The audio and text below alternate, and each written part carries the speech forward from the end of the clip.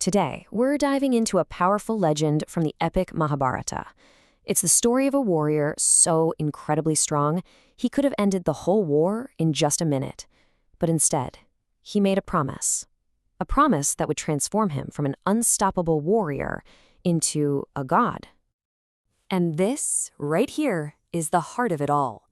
A promise so profound it had the power to turn a mortal into a deity. So you have to wonder, what exactly was this promise? And who was the warrior brave enough to make it? Okay, so let's set the scene. The legendary war of the Mahabharata is about to kick off, and heading toward this epic battlefield is a warrior of almost unimaginable power, a true force of nature, said to be completely unbeatable. His name was Barbaric, and his family tree, wow, we're talking legendary stuff here. He was the grandson of the mighty Bhima and the son of the powerful Ghatotkcha.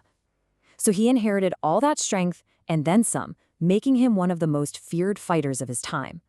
But it wasn't just his bloodline that made him unstoppable. It was his weapons. Barbaric's power was legendary because of these 3 divine arrows. Just think about how incredibly efficient this is.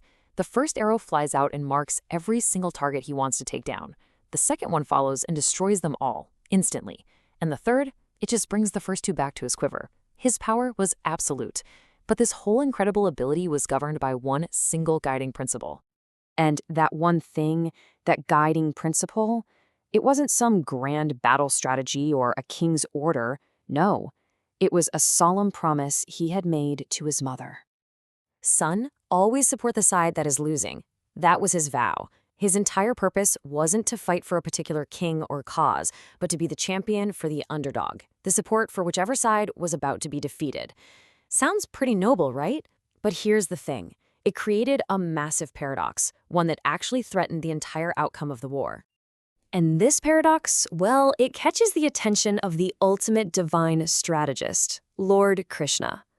He realizes that Barbaric's promise could lead to complete chaos, so he decides he's got to intervene and test this warrior himself. So on the road to the great battlefield, Krishna approaches Barbaric. But not as a god, no. He's in the humble disguise of a Brahmin, a simple priest. And he stops the warrior to ask him a very simple but very profound question. Krishna asks him, "My child, on whose side will you fight?"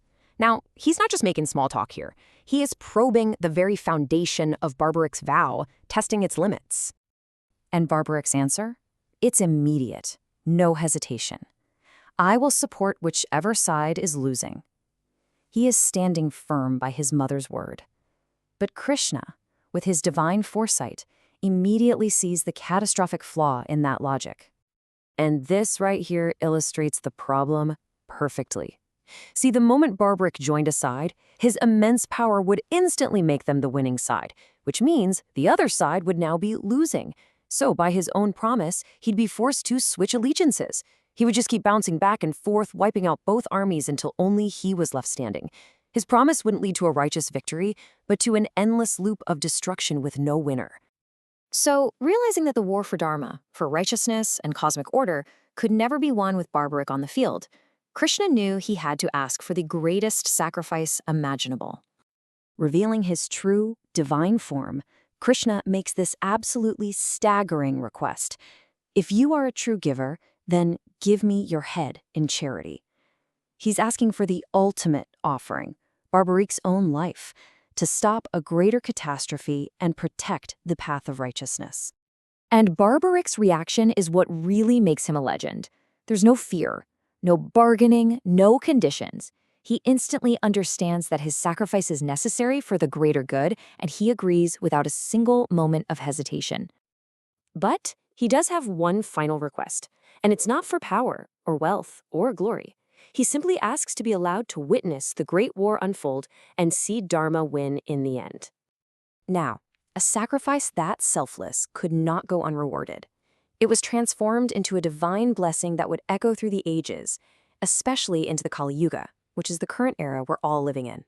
Krishna honored his final wish. He took Barbaric's head and placed it on top of a hill that overlooked the entire battlefield.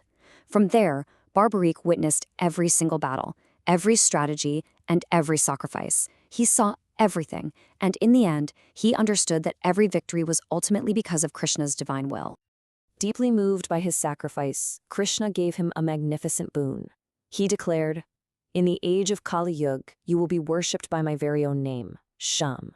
You will fulfill your original promise in a new way. You will become the support of the defeated."